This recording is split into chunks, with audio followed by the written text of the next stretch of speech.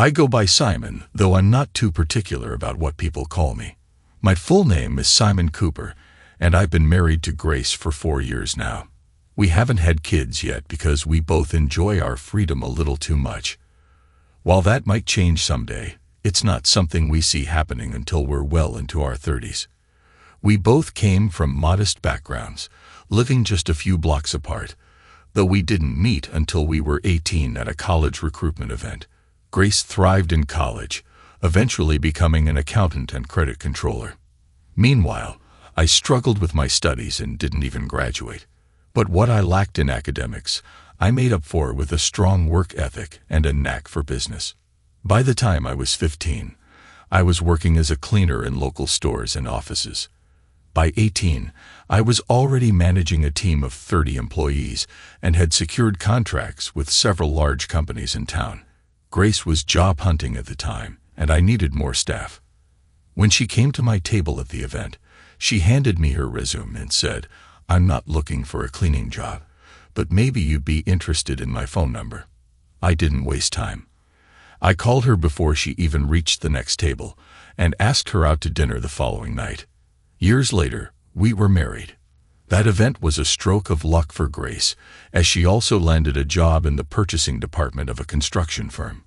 Starting from the bottom, she worked her way up, and after 8 years, became the head of both the purchasing and credit control departments. Thanks to our dual incomes and the fact we didn't have kids, we lived pretty comfortably. Meanwhile, my business flourished, and I turned it into the largest office and store cleaning company in the city after buying out 2 competitors. It's common for cleaners and security guards to be the first to notice anything unusual in offices, and their observations often spark conversations among the staff. About 4 months ago, while I was at my desk, my secretary informed me that someone was waiting to see me in the reception area. She handed me a business card that read, "Kyle Foster, Private Investigator." I told her to send him in. When Kyle walked in, I greeted him with a handshake and asked what brought him by. After exchanging pleasantries, he sat down and smiled. "Before we get into it, could I grab a cup of coffee? Haven't had any all day, and I'm dying for a cup." I could relate. Most business owners run on caffeine. My secretary quickly brought over 2 mugs from the coffee machine, complete with milk and sugar, but neither of us touched them. After a little more small talk, I steered the conversation toward his reason for being here. "So, what can I do for you?" He grinned. "Please, just call me Kyle. As you can see from my card, I'm a private investigator. I'm currently working for a client who suspects his wife might be having an affair or is about to start one. The wife works as an accountant at Hancock Manufacturing, one of your city's bigger suppliers. Recently, the company hired a new salesman, Jared Nelson. Jared has a reputation for targeting married women. He's been sending flowers, texting late at night, and taking my client's wife out for lunch. Pretty typical stuff until now. But here's the kicker. He's pushing for an overnight trip with her. I listened, mildly amused by the spy game. But then something clicked. I knew that company name. Grace's firm also sourced materials from Hancock. And this Jared Nelson sounded like someone I needed to keep away from Grace. I glanced back at Kyle, who was clearly waiting for my response. "Okay, I get it. How exactly can I help?" I asked. His smile widened. "Glad you asked. Jared leaves flowers, notes, and other personal items on her desk, and she usually throws them away. Your cleaning staff could collect anything tied to him and pass it on to us. We'd run everything by our legal team first. There's no legal issue in gathering personal trash, and her employer has already given us the green light." He handed me a card with the CEO's number on it, saying I could call to confirm. I didn't need to. The CEO's number was already saved on my phone. I dialed, and he picked up immediately. Without preamble, he said, "Simon, I understand Kyle Foster is with you. You're authorized to share any non-company information with him. Our legal team will follow up with a formal letter. If you need anything else, give me a call." I hung up, impressed by how quickly they wanted this sorted out. Kyle grinned. So, are we on the same page? Yeah, it's all set, I said. Tell me what to look for, and we'll start separating her trash. You can pick it up each day at 11 a.m. Will that work? Perfect, Kyle confirmed. I phoned my team, and Kyle instructed us on what to watch for. Early lunches, late lunches, flowers, and notes. For about 6 weeks, we worked with Kyle. At the end of the investigation, one of my staff reported that the woman hadn't returned after lunch. Kyle trailed them to a motel, and shortly after that, the marriage ended in divorce. Things went back to normal for us until one day, Grace seemed a bit off. I tried to get her to open up, but she didn't want to talk about it. About a week later, Zoe, one of my longest-serving employees and someone I considered a close friend, came into my office. She'd been with me almost from the start, and at 25 years my senior, she treated me like a son. As she sat down, I sensed something was wrong. You remember that surveillance job a few months back? She asked, her voice cautious.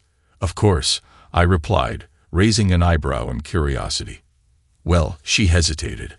I work in the same office as your wife now, and I'd noticed something. The man we were keeping an eye on has been stopping by her office. I saw a big bouquet of flowers on her desk, and she took them with her to lunch. Here's the card that came with them. She handed me the card, and as I read it, my heart sank. Dear Grace, thank you for helping me renew my contract with your company. I can't tell you how much I appreciate it. I hope you'll join me for lunch soon.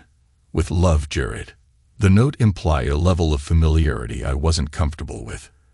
And now, my wife was his next target. I thanked Zoe and asked her to keep me updated on any other notes or flowers she might come across. I wasted no time calling Kyle. He picked up after the third ring. Simon, how can I help? I quickly filled him in. Zoe, one of my staffers who worked on the previous investigation, now works in Grace's office.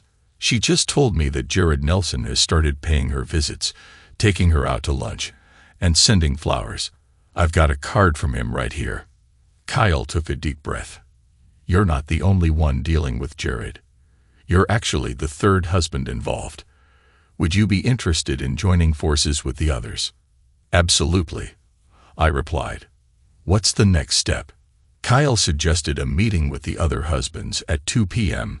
Can you come by my office? We'll get the paperwork sorted and exchange any relevant information. I agreed and arrived at his office at 1:55 p.m. sharp. Inside, I met Billy Morgan and Terry Smith, along with Kyle and his associate, Mark Perry, who was handling the data collection for the case. Kyle started the meeting.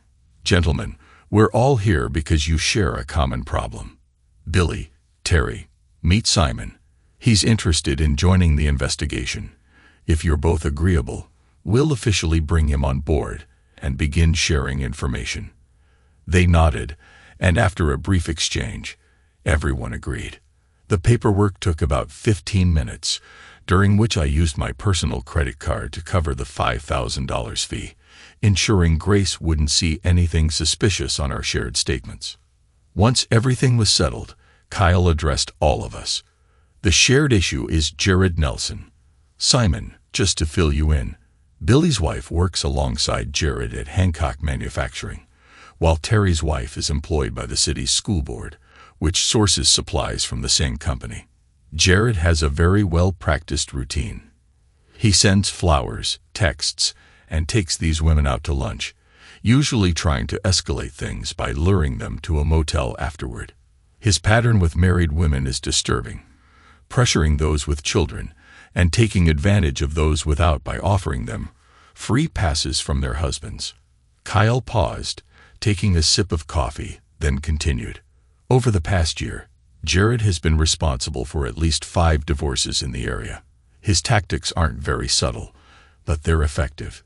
He even got sued by a group of husbands in Dallas, where he used to work after causing a string of broken marriages.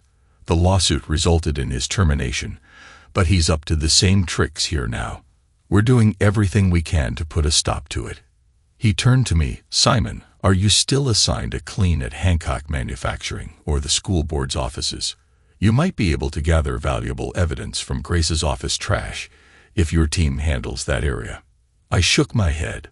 "No, unfortunately, we don't cover those locations." "That's too bad," Kyle remarked. "But keep collecting anything from Grace's trash that looks personal. We need every piece of information we can get." He then asked, "Who pays for your wife's phone bill?" "My company does," I responded.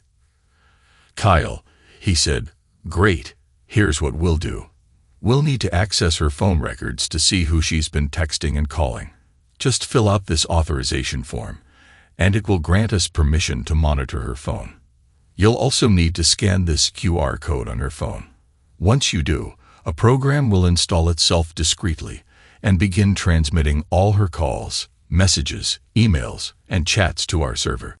Jared tends to avoid using landlines because it's too easy for spouses to answer accidentally, so most of his contact with these women happens on their cell phones.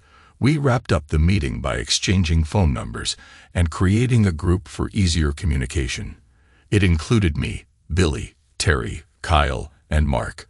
The goal was to keep everyone informed and updated in real time.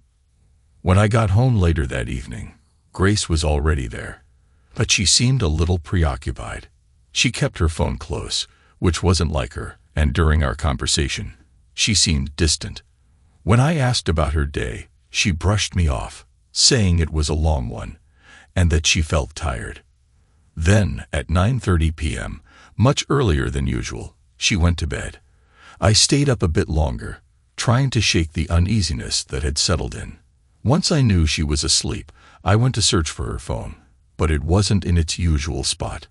I made my way to the bedroom. I noticed a phone charger near the bed, and when I took a closer look, I found it tucked beneath Grace's pillow. There was no way I could retrieve it without waking her, so I went to bed, my mind swirling with unease. Luckily, in the middle of the night, she got up, giving me the perfect chance to scan the QR code, input the details, and return her phone without her noticing. The next morning, she wandered around the house aimlessly before heading to work, barely saying a word to me. If I hadn't spoken to her first, I doubt she would have said anything at all. Around 11:30 a.m., Mark called from Kyle's office. They had finished analyzing the initial data and he started to explain what they found. Grace had set up a new email account, apparently just for Jared. "This gives us an advantage," Mark said. "At first, we weren't sure how they were communicating, but now we know. We're working on accessing his emails as well. Jared's messages are relentless. He's been pushing Grace to spice up her life, suggesting she needed new experiences to reinvigorate your marriage. He even pressured her into sharing details of your love life, which he's now using against you." I felt a knot in my stomach as Mark continued. "He hinted at a weekend getaway during their recent lunch and is trying to convince her it's just a physical thing, arguing that if she really loves you, it won't be considered cheating. He's using guilt to manipulate her." I told Mark about Grace's strange behavior the night before and asked if she and Jared were still in contact or planning another meeting. Mark checked the messages. She just responded to him a few minutes ago. He invited her to lunch at the beach club tomorrow, suggesting they strategize about how to convince you. His exact words were, "Simon loves you, and if you tell him, it won't be cheating. He can't deny you a free pass." She replied with a simple, "Okay." After wrapping up the call, I leaned back in my chair, trying to figure out my next move. Talking to her directly wouldn't work. Jared was pushing too hard. If I confronted her, he'd probably find another way to lure her in, maybe even arrange a hotel meeting. I realized that either I had to put an end to this or end my marriage. I called Kyle and got straight to the point. Jared's making a direct move on Grace, and even if I step in now, he'll likely push for a hotel visit. I need a solid plan, or else I'm thinking divorce. But I feel like I need a backup plan. What do you think? Kyle paused briefly. Having a backup plan is smart, but if it fails, Jared won't give up easily. His ego won't let her slip away. If forgiveness isn't an option for you, divorce might be inevitable. I can prepare a packet of documents for your attorney, or I can recommend one. I've got my own lawyer. Thanks, I replied. He's already drafted a business agreement protected by a trust in case this goes south. I called my lawyer and set up a meeting for the following morning. When I arrived at his office at 9:30, he gave me a knowing look. "What changed?" he asked with a wry smile. He knew me too well. I laughed lightly, taking a cup of coffee his secretary offered. "Grace is on the verge of betrayal," I explained. "A salesman at her job has targeted her, and she's fallen for it. I'm thinking of pulling the plug on the marriage, but I'm working on a backup plan. If she goes through with it, though, there's no plan B." We spent the next hour going over possible outcomes. I was leaning toward a straightforward divorce. Our business assets were already protected by the agreement, and since we didn't have kids, there wouldn't be any child support to worry about. We agreed to sell the house and split everything evenly. I wasn't interested in going after Jared or his employer legally. It would be expensive, with little chance of success. After settling the details and the fee, I left. My lawyer assured me that everything would be finalized and stored for future reference, just in case. Over the course of the week, Grace's demeanor fluctuated. One night, she was affectionate. The next, she barely seemed to notice I existed. Then, on Friday afternoon, Zoe, one of my employees, called to tell me that Grace had received another big bouquet of flowers, along with a postcard. That was it for me. While I was typing a message in the group, I saw a post from Kyle to Billy. Jared had invited Billy's wife to dinner at the Holiday Inn. We all knew Jared's intentions, but things were still up in the air. I urged Billy to join me, hoping he'd take care of things soon. I wanted my situation resolved just as badly, and I was so distracted that I kept dropping things. I messaged the group, telling Mark about the flowers and the card. He replied quickly, "I'll check her email now." 5 minutes later, my phone rang. "Check your group," Mark said. Opening the app, I saw a document, a hotel reservation for a lakeside in about 30 minutes outside the city. The booking was for Friday and Saturday nights, and both Grace's and Jared's names were listed. Returning to the call, I told Mark the bad news. He sighed and confirmed, "Yeah, but it gets worse. The emails are even more incriminating. I'm sending you one now." When I opened my inbox, I found an email from Grace that outlined exactly what to say and do. It was essentially a cheater's guide. Jared had sent her the hotel link 2 weeks ago, and their email chain showed him encouraging her, telling her how much he wanted to spoil her. In the final message, he confirmed the reservation and provided her with a script to convince me everything would be fine. According to his plan, she was supposed to cook me a nice dinner, act extra affectionate throughout the week, and assure me it was purely physical with him, meant only to enrich our relationship. He left the decision in her hands, but it was clear she was leaning toward going through with it. I needed time to think. That weekend, we kept busy. I didn't let on that I knew, but Grace's behavior changed. She was unusually kind, and we were intimate multiple times. Friday night, Saturday morning, and again Saturday night. On Sunday afternoon, she initiated another round, and then again on Monday morning. It was like she was trying to reassure herself or me. But by Monday afternoon, I was done playing along. Kyle called me around 3 p.m. with more bad news. Grace had messaged Jared, telling him she was in for Thursday night, but only if he felt comfortable. Kyle warned me that Jared's response was basically, "Forgiveness is easier than permission." I thanked Kyle for the update and asked him to compile all the evidence. I mentioned that there were likely photos, and Kyle confirmed they had one of Jared and Grace kissing, though it wasn't a full-on makeout session. I told him to include everything in a folder and send it to my lawyer. I contacted my lawyer next, letting him know to expect the folder. We agreed to go over it during a meeting on Saturday morning. Nothing ruins breakfast quite like a divorce petition, I remarked dryly. On Monday night, Grace tried to get close again, but I declined, saying I had work to finish. I stayed up late in my office and finally went to bed around 2 a.m. She was already asleep. The next morning, as I prepared to leave for work, a courier delivered the folder. I opened it in my office, flipping through the evidence, emails, photos, and notes that revealed just how far things had gone. Jared had ruined at least 7 marriages in the past 18 months, and it seemed like ours was next. Just as I finished reading, Lauren, my secretary, walked in. I shared the entire story with her. Her face softened with sympathy, and for the first time, I saw her as more than just a colleague. There was something undeniably attractive about her. She smiled knowingly and asked, "So, what's your plan?" A faint smile crossed my lips. "If she goes through with it on Friday, I'll file for divorce on Saturday." Lauren grinned playfully. "Well, what's good for the goose is good for the gander, right?" She leaned closer. "Why not have your own weekend with someone you've been dreaming of?" I laughed. "And who might that be?" "Me, of course," she said, flashing a mischievous smile. "Strictly physical, nothing more.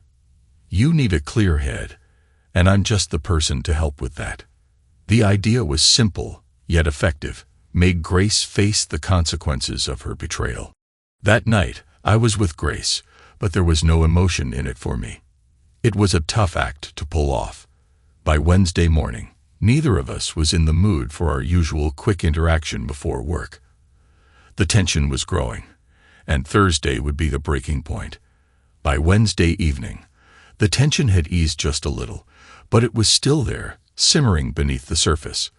Thursday morning, as I was getting ready to leave the house, Grace woke up and yelled something about dinner plans, but I chose to ignore her. Around noon, Kyle called with another update. Grace had messaged Jared, boasting that she was preparing a special dinner for me and promised to fill him in on our conversation afterward. I decided to get ahead of her. I headed to the grocery store and picked up everything I needed: chicken, potatoes, vegetables, and a bottle of her favorite white wine. By 2:30 p.m., I was back home, and within a couple of hours, everything was prepped and ready in the oven. Just as I was sliding the tray of potatoes inside, Grace came home, carrying a few shopping bags. She looked puzzled, clearly not expecting to see dinner already well underway. "What were you up to?" Grace asked, eyeing the dinner preparations with clear confusion as she set her shopping bags down. I grinned broadly, trying to keep the mood light. "Just making dinner for my lovely wife. I wanted to make it special before we sit down and have a chat." She looked even more puzzled, her brow furrowing. "Oh, I was planning on making dinner too. But after we eat, I have something important to discuss with you. It's going to be a long night." "Of course," I replied, turning away with a smile. I had already thrown a wrench in her plans, and she didn't even know it yet. Dinner was tense. I kept the conversation flowing, deflecting any attempts to steer it toward anything personal. Grace tried to push the conversation in that direction a few times, but I urged her to enjoy the meal first. Once we were done, I decided it was time to take control of the situation. "Bring your wine to the kitchen. Let's talk in there," I suggested, nodding toward the kitchen table where I had discreetly placed a folder earlier. The letter, the evidence, everything she would need to see, was tucked under a couple of magazines. She followed me, still clueless about what was coming. I removed the magazines, revealing the printed document. "Grace," I began, "you know I love you, and I never want to hurt you. But we've been together for a long time, and I've come to realize something. My lack of experience has been bothering me, and it's become more apparent lately." Her eyes widened slightly, and I could see her trying to process where this was going. "My secretary, Lauren, well, she's been confiding in me, and I found myself drawn to her stories. They're captivating. I feel like I need to clear my head before we can fully commit to spending our lives together. So I booked a hotel for the weekend with her. It's just physical, a chance for me to blow off some steam and try out some new things I can bring back to our marriage. It doesn't change how I feel about you, and I'm telling you beforehand so it won't be seen as cheating." Grace's face flushed bright red, her expression teetering between rage and disbelief.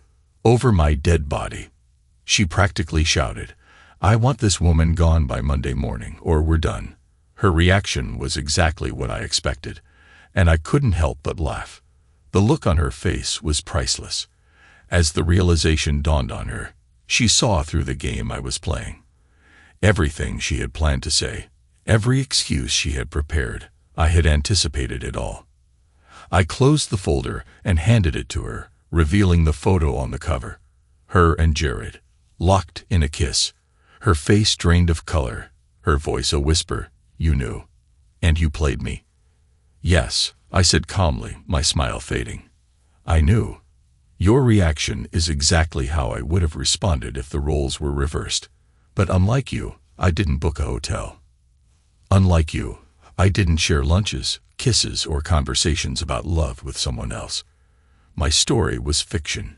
Yours, however, is very real." As I spoke, she flipped through the folder, her hands trembling. Everything was there: dates, times, photos, emails, transcripts of calls. "You followed me. You violated my privacy. How could you?" she demanded, her voice laced with fury. I stayed composed. "That's the crux of it, Grace. You've crossed a line, and now it's time for action. You got yourself a boyfriend, had an emotional affair, and were planning to take it physical. You've humiliated me and put our marriage on the line, and yet here you are, angry at me for catching you before it was too late. I thought we might be able to work through this, but maybe I was wrong." Her eyes filled with tears as she tried to defend herself. "Humiliated you? Jeopardized our marriage? Simon, it wasn't like that. It was separate from us. Separate from us," I repeated, incredulous. "That's straight out of the cheater's handbook. You told me earlier that if I had an affair, it'd be over your dead body. So why is it okay for you but not for me?" She opened her mouth to respond, but I raised my hand to stop her. "No, Grace, there's no such thing as a free pass. If you go through with this, it's cheating, and telling me in advance doesn't change that." Her gaze dropped to the floor, her voice barely audible. I can't deal with this right now. I need to be alone." Without another word, she turned and fled upstairs, taking the folder with her. I heard the bedroom door slam, and the lock click into place. I cleaned up the kitchen, my mind already spinning with what to do next. Kyle had set me up with a tablet that allowed me to monitor all of Grace's phone activity, so I sat down and logged in. Sure enough, she was messaging Jared. I scrolled through their conversation. Grace's latest message was filled with doubt. She told Jared she was worried someone might be watching them, that someone had copies of their messages. She even mentioned how I had made dinner for her that night, and how I seemed to know more than I was letting on. Jared's response was predictable. He told her not to worry, to just go through with the weekend as planned, and everything would be fine. He assured her that her feelings for him were real, and that they had to follow through with their plan. His desperation was almost palpable. Grace, however, was wavering. She told him that I was acting strange, that I seemed to have figured everything out. She admitted she was having second thoughts, that maybe this wasn't the right move.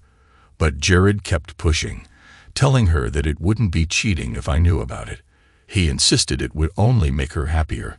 I shut the tablet and turned on the TV, though my mind was elsewhere.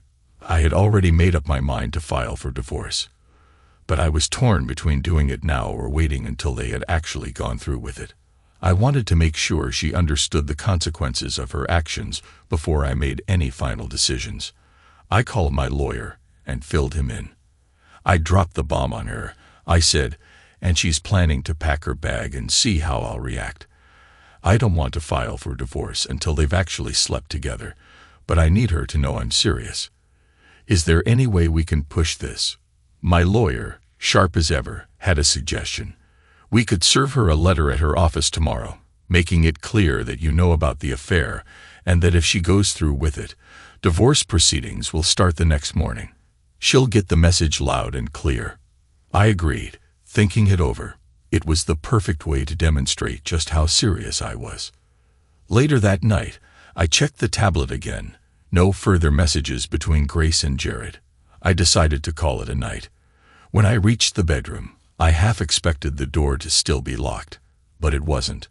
I walked in to find Grace lying in bed, her packed bag sitting against the wall. Seeing that bag sent a wave of emotions crashing over me. I didn't say a word. I just turned around and walked out of the room, heading straight for the guest bedroom. She called after me, pleading, but I ignored her. Lying in bed, fully clothed, I couldn't shake the feeling of betrayal.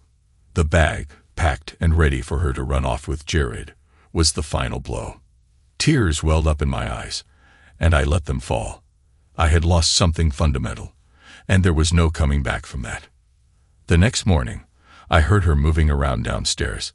I stayed in the guest room, waiting until I heard the front door close. When I finally went down to the kitchen, I saw the bag was gone.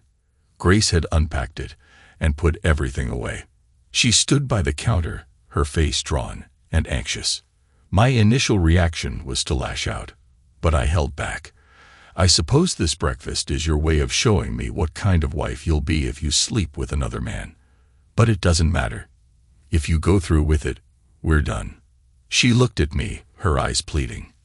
But I didn't let her speak. I've already spoken with the lawyer, I continued, my voice firm. You'll be served with divorce papers tomorrow morning at the hotel. There's no turning back after that. If you come home tonight, we'll start counseling and try to rebuild. But if you leave with him, don't even consider coming back. Grace's face crumpled, but she said nothing. I glanced at her bag by the door. I assume the bag's already in your car. She turned away, confirming my suspicion. Without saying another word, Grace picked up her things and quietly left the house. The sound of the door closing echoed through the empty kitchen, leaving me standing alone in the silence. At least Grace finally understood the gravity of her actions. When I got to the office, Lauren took one look at me and said, "You look terrible." I gave her a weak grin. "And you look as stunning as ever." Before she could ask more questions, I added, "I have no idea how things will turn out." When I laid out my plan B, Grace flew into a rage. She said, "Only over my dead body." This morning, I packed my weekend bag. She's going to receive a letter soon, and we'll see if it rattles her. Lauren brewed more coffee and handed me a cup. I hope she realizes what she's doing. Surely she can't think this behavior is okay for her, but not for you. I offered her a sad smile and settled at my desk. The day felt unproductive, and right after 11, my phone rang. It was Grace, and she was crying. "Are you serious?" she sobbed. "Are you really going to divorce me?" It was clear she hadn't expected me to follow through. I didn't hesitate.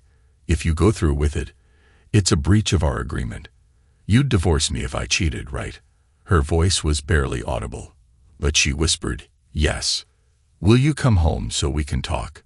she pleaded. "I'll be there in 20 minutes, I replied and hung up. When I got home, I brewed some coffee, and the smell of the bacon she had cooked earlier still lingered in the air. I opened a window to air out the kitchen and sat down. 10 minutes later, Grace came through the door, holding an envelope from my lawyer in one hand and her weekend bag slung over her shoulder. She dropped the bag at the door, looking unsure whether to come to me or stay back. I poured the coffee and gestured for her to sit down. "So, are you still planning to go to the hotel?" I asked, watching her closely. Her face flushed. "How can you ask that after sending this?"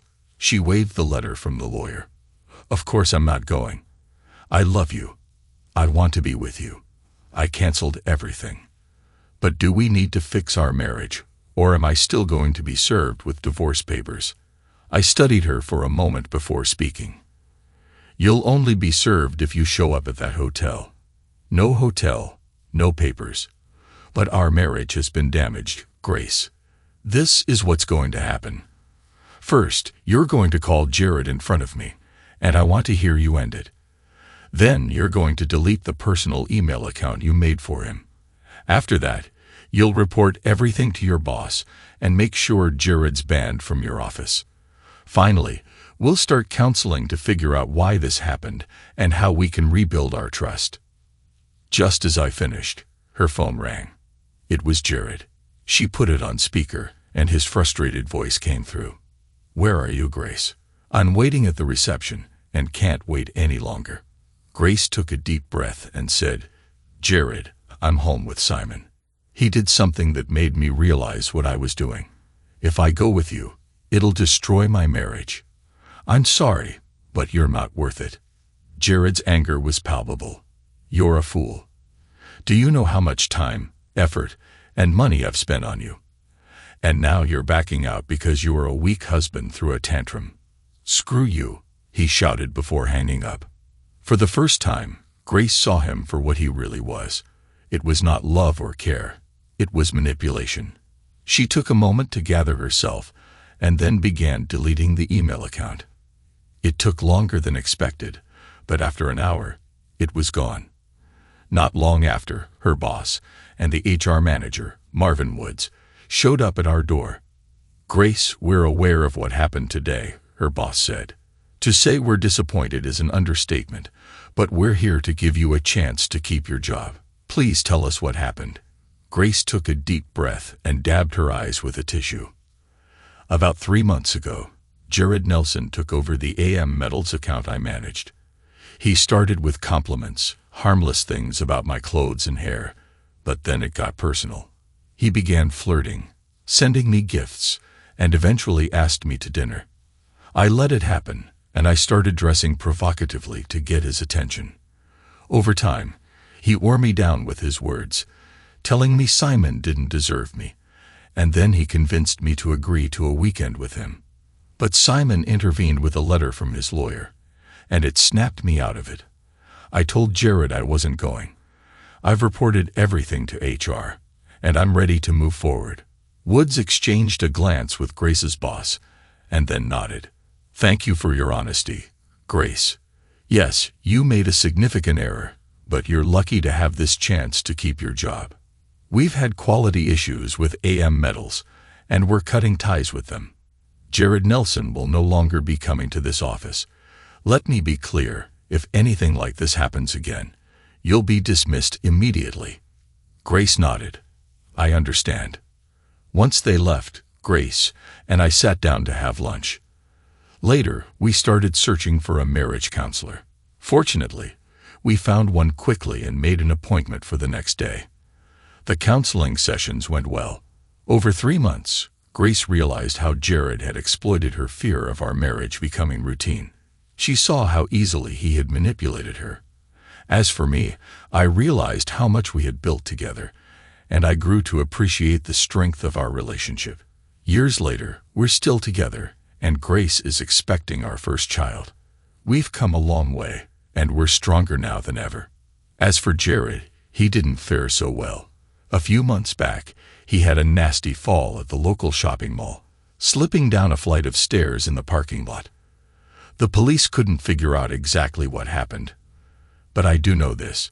There were at least 5 husbands at the mall that day, all of us dressed in black jackets and baseball caps. When the police tried to separate us and ask questions, no one gave anything away. We shuffled around so much, they couldn't tell who was sitting where. And none of us were talking. One thing's for sure, someone made sure Jared got what he deserved. But as for who, well, that's a secret none of us are ever going to share. Thanks to everyone who took the time to listen to today's stories. If you enjoyed it, please consider liking and subscribing if you haven't already. Feel free to share your thoughts on the events in the comments below. Take care.